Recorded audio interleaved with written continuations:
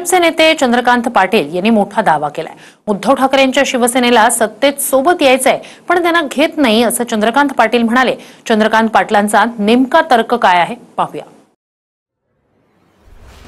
केवळ तुम्ही सत्तेमध्ये नाही, तुम्हाला यायचंय परंतु घेत नाही, म्हणून तुम्ही किती दुस्वास करणार।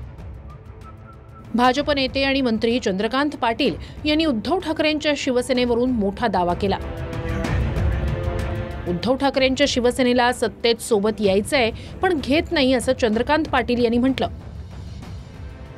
सोबत घेत नाही म्हणूनच अमित शहांवर टीका केली जाते असं चंद्रकांत पाटलांचं म्हणणं आहे। पण त्याच वेळी दुसऱ्याच वाक्यात आपण अंदाज व्यक्त करत असल्याचं सांगत स्वतःचाच दावा चंद्रकांत पाटील यांनी कमजोरही केला। केवळ तुम्ही सत्तेमध्ये नाही, तुम्हाला यायचंय परंतु घेत नाही, म्हणून तुम्ही किती दुस्वास करणार। रोज तुमची माणसं चालली आहेत।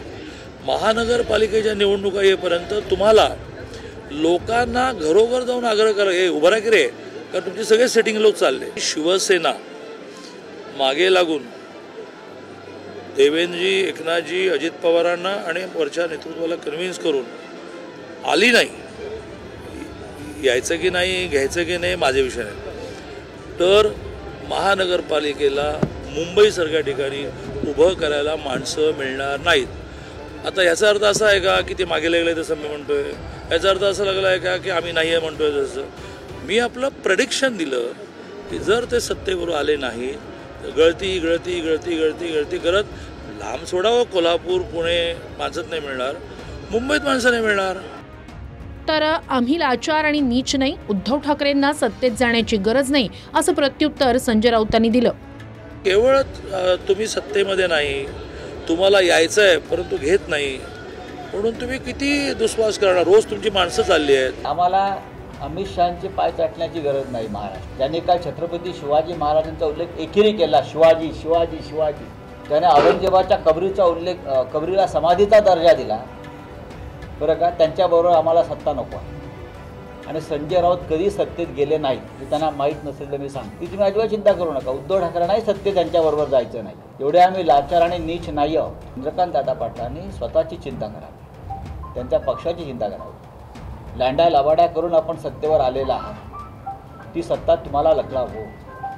भ्रष्ट आणि चोर मंडळ तुमच्याबरोबर बसलेलं आहे, तुम्ही त्यांना सांभाळत नसा। आता ते तर चंद्रकांत दादांनाच माहीत असेल, ठाकरेंना खास करून ठाकरेंमध्ये मला तर माहित नाही बाबा। एकनाथ शिंदे मूळ शिवसेना आणि धनुष्यबाणासह भाजप सोबत आहेत। नुकत्याच झालेल्या विधानसभा निवडणुकीत शिंदेंसोबत महायुतीला मोठं यशही मिळालं। त्यामुळे अशा परिस्थितीत खरंच ठाकरेंच्या शिवसेनेला भाजप सोबत घेणार का हा प्रश्न आहेच। कोण कोणते पक्षात येणार आहे आणि राहिली गोष्ट उद्धव ठाकरेजींची,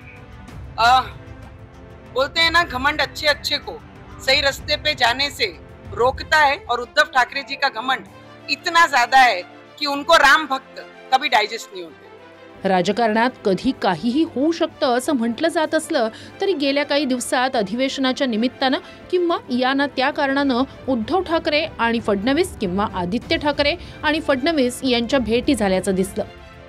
पण तरीही ठाकरेंच्या बाबतीत सोबत येण्याची किंवा सोबत घेण्याची परिस्थिती दिसत नाही। चंद्रकांत पाटील यांनीही दावा करताना नंतर आपण प्रेडिक्शन अर्थात अंदाज व्यक्त करत असल्याचं सांगितलं।